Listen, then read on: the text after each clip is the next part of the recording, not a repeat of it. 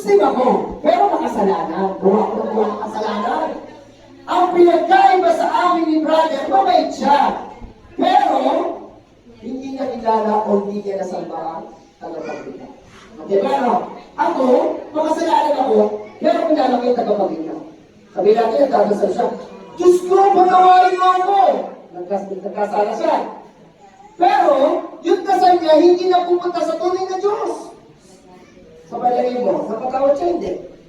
Hindi. Ako, kunyari, nakasaksak ako ngayon, sinaksak ko siya. Punta ko sa luman, hindi ako ginawa. Diyos ko, lumigas sa akin, makasalanan ako, nakapatay ako, patawarin mo ako. Yung dinasalanan ko, tunay na Diyos. Tama yung Diyos na sinamba ko. Sa palagay mo, ang isang taong makasalanan na humingi ng kapatawaran sa Diyos na nag-iisa, kapatawaran hindi. Yun naman kayo sa amin. Kaya kahit sabihin mo sa amin na makasalanan, Muslim na yan, dahil makasalanan ginagawa niya. Pero pag humingi mo ng kapatawaran, yun ay mapamatawad dahil tama yung Diyos na sinasamba mo. Nag-gets niyo po ako? Kaya dapat ang isang tao kilalain yung Diyos niya. Thank you very much, brother. No? Pag hindi mo kilala yung Diyos mo, baka dasal ka ng dasal, wala, tapon lamang. Kunyari, nag-iigib ka ng tubig, iniwan mo. Pag angat mo ng tubig ng timba mo, may walang laman. Bakit? Butas. Mali. Mali yung pinaglalagyan mo. Kung ipon ka ng ipon ng dasal, pagbuhat mong timba mo, walang laman. Tama? Dapat ganun ang paghanda natin mga kababayan. Hindi porket lagi tayong mabait, akala mo papasok ka ng langit. Hindi.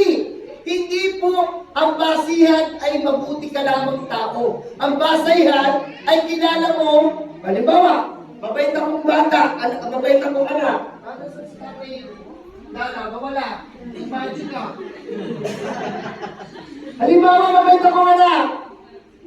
Mabait ako anak. Ito na tatay ko, na tatay ko. Ito si tatay. Mabait ako. Pero hindi ko siya kinikilalang tatay. Ano mararamdaman ni tatay?